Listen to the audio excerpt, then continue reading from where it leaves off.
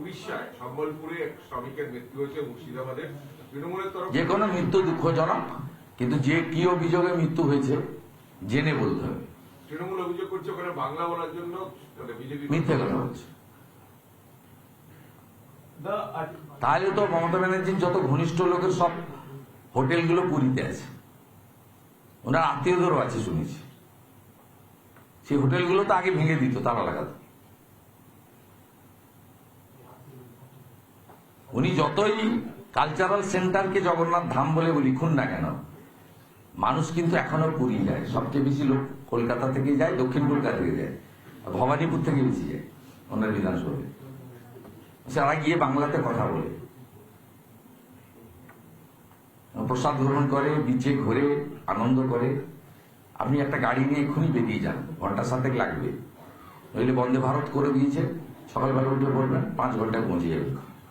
আপনি দেখে আসবেন, পুরীতে অধিকাংশই বাঙালি পর্যটক, তারা বাংলাতেই কথা বলছে, তাদেরকে উড়িয়ায় কথা বলতে হচ্ছে না। মিথ্যার একটা লেভেল হয়েছে, সীমা আছে। আর ওখানে আদিবাসী মুখ্যমন্ত্রী আছে মোহন মাঝি, তিনি যথেষ্ট সচেতন সংবেদনশীল মুখ্যমন্ত্রী, এই রাজ্যের মতো উন্নাসিক মুখ্যমন্ত্রী নয়।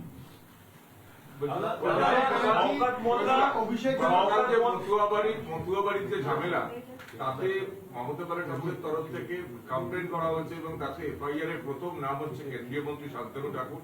এবং মমতা ব্যানার্জি ঠাকুরের ওই অভিযোগের উনি হামলা করতে গেছিলেন কেন? ওটা মতুয়া টতুয়া কোনো বিষয় নয়। তৃণমূল হামলা করতে গেছিল সাংসদ, কেন্দ্রীয় মন্ত্রী, ভারতীয় জনতা পার্টির রাজ্যের বলিষ্ঠ নেতা শান্তনু ঠাকুরের বাড়িতে। এটা মতুয়া টতুয়ার কোনো ইস্যু নয়।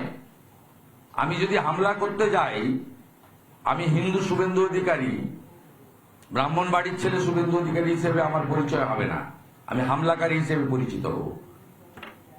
ওখানে তৃণমূল কংগ্রেস গেছিল, তৃণমূল কংগ্রেসই বরঞ্চ প্রভু হরিচাঁদ ঠাকুর, গুরুচাঁদ ঠাকুরের পতাকা ব্যবহার করে ওই ধর্মীয় পতাকাকে অমর্যাদা করেছে। ওদের বিরুদ্ধে কেস হওয়া উচিত। বাড়িতে উঠানে ঢুকে পড়বেন আপনি? যা করেছে খুব কম করেছে, আর একটু বেশি করা উচিত ছিল। মাথাভাঙার একটা আপডেট আছে যে মাথাভাঙার যে জোড়া খুনের ঘটনা বললেন, তাতে গ্রেফতার হয়েছে তৃণমূলের বুথ সভাপতি সহ 6 জন এবং তাকে বহিষ্কার করা হয়েছে তৃণমূল। ও বহিষ্কার উঠে যাবে, ভোট এলে ভোট এলে বহিষ্কার উঠে যাবে। শওকত মোল্লাকে ভাঙড়ের থেকে বলেছেন যে 2026-এ আইএসএফ কে বামনঘাটার গোটাখালে ফেলতে হবে, তুমি রক্তসূত্রকে আটকাতে হবে। আইএসএফ আমি করিনি।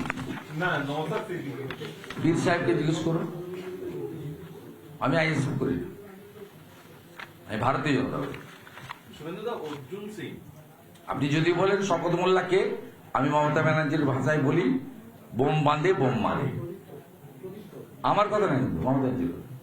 নানা ধরনের কন্টেন্ট দেখার জন্য লাইক করুন, শেয়ার করুন আমাদের ফেসবুক পেজ, সাবস্ক্রাইব করুন আমাদের ইউটিউব চ্যানেল। পাশাপাশি অন্যান্য ব্রেকিং নিউজের জন্য অবশ্যই চোখ রাখুন রিপাবলিক বাংলায়।